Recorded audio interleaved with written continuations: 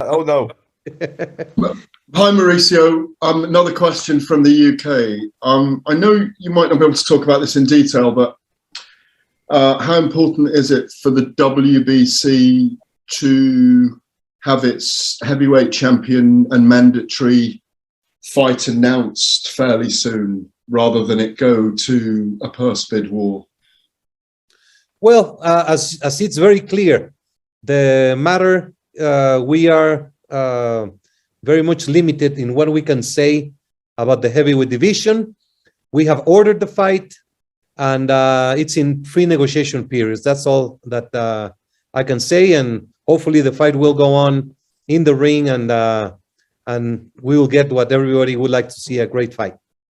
Can I just ask, because no one seems to know, and I'll leave you then, because I know you can't talk about the details, but how long is that free negotiation period? Right now, we just ordered the fight, so there's nothing else that we can comment. We will see in days to come what happens. Brilliant. And can I just ask one other thing? You mentioned women's boxing. Did you ever imagine at the beginning of this pandemic period in the world that women's boxing would grow so much? Well, we have been working since 2000 for women to get their due respect in the boxing world. We have always had the dream to see what is nearing to be. We're still not there, but there's so many, Katie Taylor, Amanda Serrano, Clarissa Shields. Now you have a bunch. Before we used to be able to name one fighter. Now we name tens of fighters that have world recognition, and they're going in a very good route. So I feel very confident that justice is coming for women. Mauricio, thanks for all your work and all your colleagues' work at the WBC. We do treasure you. We are journalists. We work alongside you. We work with you. We work against you sometimes. But we love you very much, and Merry Christmas to you from me, and thanks for everything this year. Thank you, Garrett. Same here. God bless, my friend. Abraham Gonzalez. Hola, Abraham. Hola, ¿cómo está? So, my question to you is, prior to Porter Crawford, there was a video out that during your convention, the Crawford requested to be Earl Spence's mandatory, right? And I think you were on the video saying that the request needed to come from the promoter. Now, Crawford is no longer with Top Rank, and his contract is up. And so, is that still the case where he would have to wait until he makes a decision on a promoter, or is he now, being a free agent, that request is going to be considered? It's a complicated situation because Crawford is a champion of the WBO, and Crawford, the history of rules is that the WBC cannot order. We have no direct influence over a fighter. Of course, I'm humbled and proud for him to want to fight for the WBC championship. We did once an experiment ordering Kovalev against Stevenson. That was very unfortunate because they used that order to secure a television contract and kept our champion 8 months out of the ring. It is a complicated situation. I invite the promoters and the matchmakers to make that fight. We would love to see the fight. However, what I can tell you, I promise that through my mediation efforts, I will do my best to see that fight. I like Crawford very much. He's a tremendous fighter. He was a proud super lightweight WBC champion. And I really think the Crawford Spence is the best fight in the welterweight division. All right, Mauricio, thank you for that. And I want to tell you that I appreciate you keeping that straight face, even when people are throwing darts, and you keep that straight face regardless, whether it's good, bad, or ugly. So I definitely respect that, and wish you a happy holiday. Same to you, Abraham. Thank you very much. Sorry, Dillian. No. How are you? I'm sure you've been keeping up with this, but like the NBA, NFL, NHL, there's been some, ton of COVID tests. The Chicago Bulls have had a couple games canceled already. And I'm just kind of wondering, as you look ahead, I know last year, right, the drug testing program was temporarily had to be suspended because of the COVID stuff. I know you at least talked about like remote judging. I'm not sure if that actually happened, but, as you kind of look forward to this next year, right, and experts predicting that this thing's going to peak again, maybe in January, maybe in the spring. Have you guys made any kind of, I guess, contingency plans to kind of deal with this if it happens? And based on maybe things that you saw last year and learned last year, are there things that you guys, might be able to implement to minimize the disruption in the sport? Yeah, this is a great point.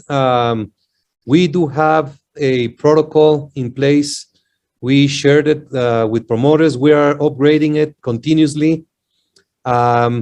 We demand ring officials and WBC supervisors to be vaccinated when they are appointed to work.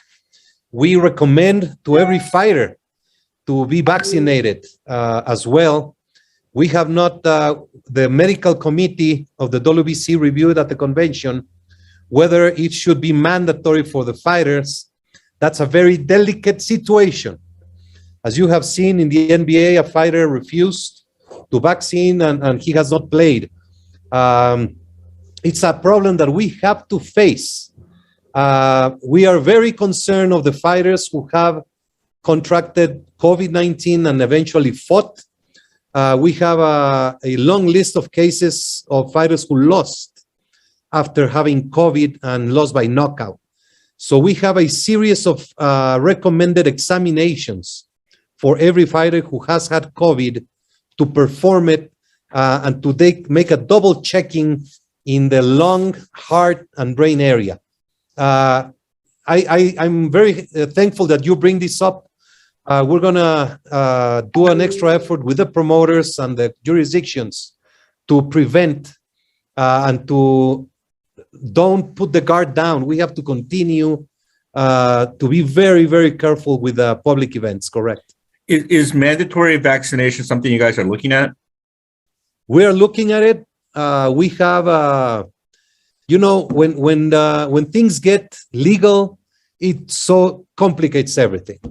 We sent a letter to the fighters requesting their vaccination record, and we received a couple of letters by lawyers claiming that it's a private medical records, blah, blah, blah. There's a dispute whether there's legality or not, but we have mandated all judges, referees, and supervisors that are appointed by the WBC to be vaccinated. And we are considering mandating fighters fighting for the WBC title to be vaccinated. Thank you. Thank you. Stephen. Hey, Mauricio, can you hear me? Yes, perfectly. I wanted to ask about the David Benavidez situation. I believe he's fought twice now for a mandatory position in the WBC for the title, but I know Canelo has business in cruiserweight now, or at least it looks like that's what he's going to do. So what's going to happen with David and with the WBC title at 168?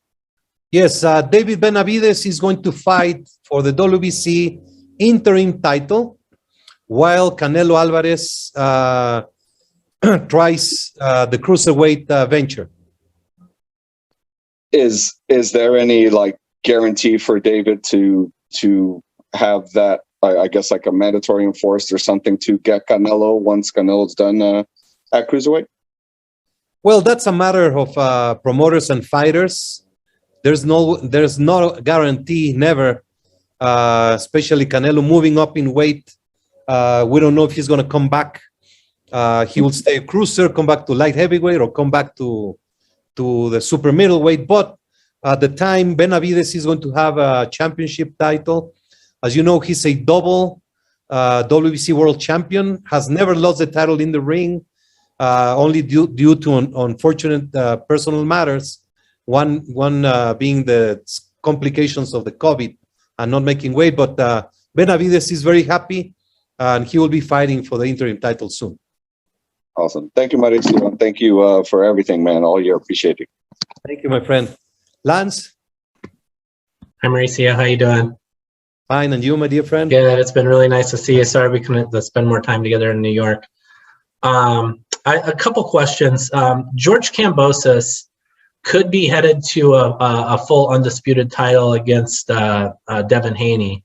But I think it's pretty clear that the WBO, which stands first in line for his mandatory, is saying that they have Vasily Lomachenko in position for that mandatory. What would take precedence in that situation? Would Kambosos be allowed to fight for the undisputed title against Haney first, or would he be obligated to deal with his WBO mandatory in that situation? Have the sanctioning bodies discussed this matter at all? No, we have not discussed this. Lomachenko just won a few days ago. So I'm sure we're going to be talking about the matter. So I would like to first understand, and then I can make a comment about this matter. Okay. And then additionally, I know on this point that some of the guys are asking you about, in particular, the Spence Crawford situation. And I know what you said about, in some cases it does require the work of the promoters, and that's right. But has there ever been a thought, even on the Canelo matter, and yes, I think what he's trying to do and moving up to win a 5th belt, is admirable, and he will receive a lot of praise for that too. But like you said, like David Benavidez will be in limbo. Is there any discussion at all by the WBC that, look, if we elevate someone into a mandatory position and you do not fight our mandatory in a certain window, of tightening that window and saying, like, if you don't do it within a year, we're going to strip you? Because to me, it seems that's your ultimate power. I mean, yes, the promoters have power because they're the ones who are making the fight, but you also have the power of the belt. And say, if the champion is not giving the fights that the fans are wanting, that the public is clamoring for, then you need to go away. Is there any, could that be done? Was that something that you would ever consider to sort of, put more teeth to this process? That has been done, Lance. What you're saying is very romantic, to put it that way. I'm a writer. I'm a reporter. Everybody wants the great fights, and you might have one very favorite fighter, and Dylan, who's enjoying a very tasty breakfast, might have another favorite fighter. So between you guys, you have discussions. When you have a mandatory contender, the champion must fight the mandatory. If not, he will lose the championship. What's the window? What's the time window? Is it a specific time window that is established? When you order the fight, you can be mandatory without having the exact window. But once the WBC orders a fight, they have to either make that fight or relinquish the championship or relinquish the mandatory position. We have seen many times that mandatory contenders also abuse the position of being mandatory. It is not an easy topic. We just received a letter a few weeks ago. They wanted also the WBC to order Charlo to fight against the WBO champion. Same thing as Crawford. So this is a situation that sounds very romantic, sounds doable, sounds great, but we cannot interfere in the business of the promoters. Charlo is the WBC champion, and Andrade is the WBO champion. I would be infringing the WBO territory if I was to order him.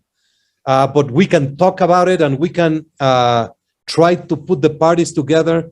I believe it's a great fight for the fans, but there's rules, and there's also legalities.